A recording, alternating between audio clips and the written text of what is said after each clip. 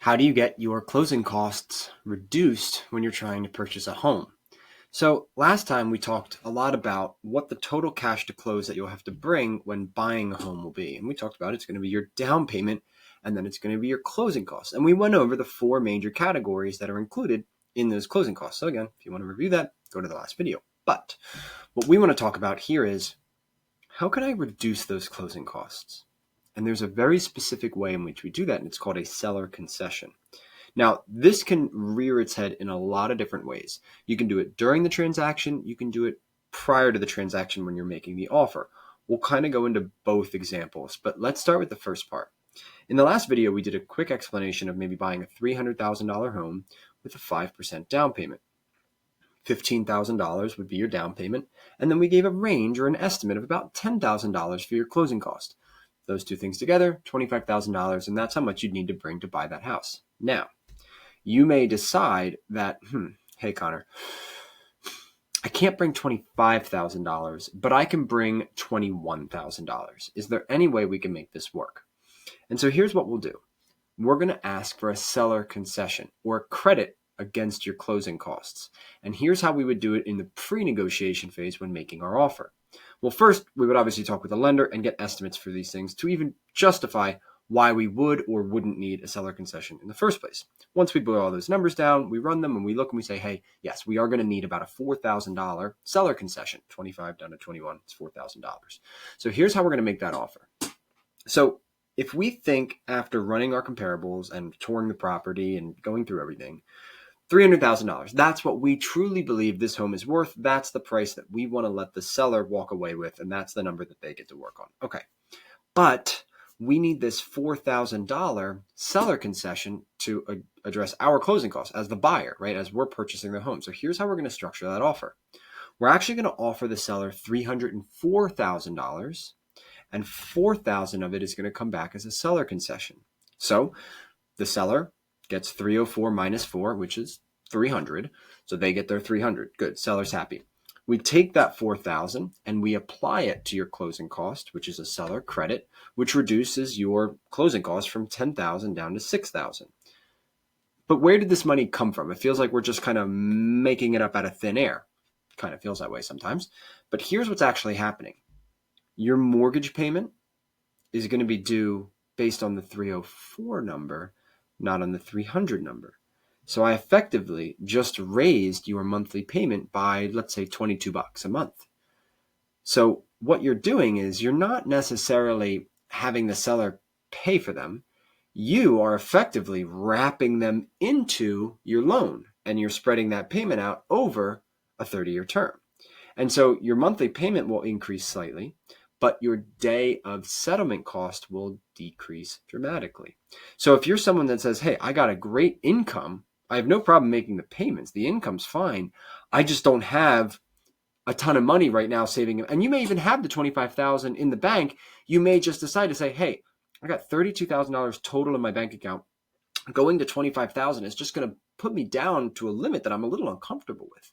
So it would make me more comfortable from a financial aspect to not spend the full $25,000, to not spend the full $10,000 on closing costs, and try and reduce that somehow. Now, what are the pros and cons? Well, the pro is obviously we can get you a lower day of closing final payment, and it doesn't increase your monthly payment by all that much. That's an obvious pro for you. The seller doesn't always see it that way, and here's why.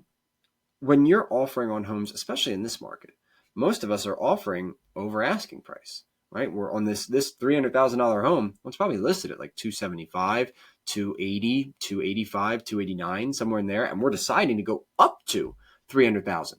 Well, again, this home has to appraise. It has to be worth the price that we're putting on this contract. And that's going to be $304 in this example.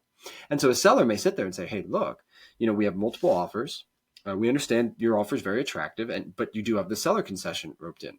We want to have the conversation with you that if the property were not to appraise for 304, is the buyer understanding that the first place we're going to look to cut that difference is the seller concession? That's a conversation you're going to have a lot. And we may decide, and we may actually put in writing that any appraisal shortfalls or gap coverage does not affect the seller concession value, and all negotiations must be with the seller concession remaining intact. Now, you could do that and you can write that. That's kind of drawing a hard line for a seller. You're kind of telling them like, hey, push come to shove, you're taking the hit, not me, right?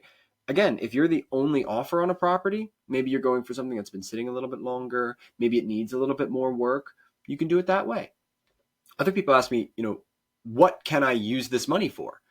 Well, kind of anything, right? You could do it let's say it is a situation where you do need to make repairs to a home. And you say, hey, well, I have $25,000 total, but I got to make $4,000 worth of repairs on this home. We already know that. We got wallpaper to rip out and we got some floors to do. You may just want the money so that you can do these repairs. It may not have anything to do with the fact that you just want to spend less or, on the transaction. You just want to use that money for different things. Let's talk about the second situation where we didn't pre-negotiate it, but we ended up getting a credit anyway. And here's how that works. So I have a transaction going on right literally as we speak. We just negotiated this credit in the last 48 hours. We went in, we didn't have a concession requested up front.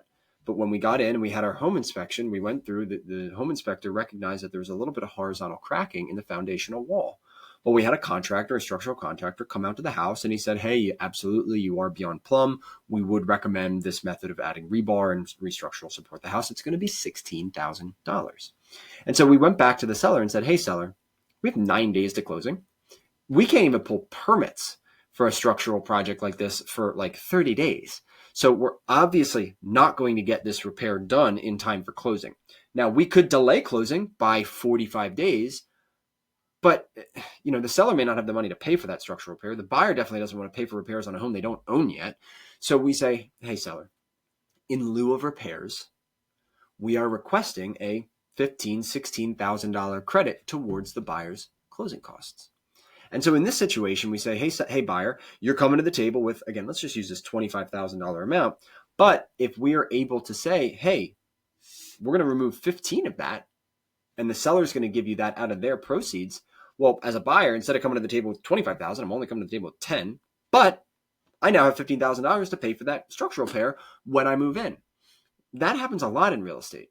Then that's called getting a credit in lieu of repairs. There's so many times we get to a home inspection and we say, instead of making these repairs, because again, a seller is going to do them super cheaply, whereas a buyer may want to do it with a little bit more finesse and finishing carpentry, different projects, different finishes. But the point is, we want to be able to handle that repair when we get into the house, but we want to use the seller's money to pay for it. So that's kind of how it gets worked out there. So this was all about kind of bridging the gap between, hey, we're figuring out what our down payment and closing costs are for this house. We want to figure out a way to maybe save some money or recognize how we could save some money, from bringing money to closing at the table using this concession. The next video, we're going to talk all about writing an offer.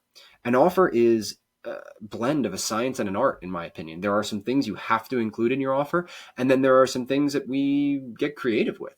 So on the next one, we're going to talk all about writing that offer and all the different things involved. But I hope this was helpful to at least lessen the stress, the burden of how much money you're going to need to close on a property, because we can totally use sellers' concessions to reduce that. So anyway, thanks again for watching, and I'll see you on the next video.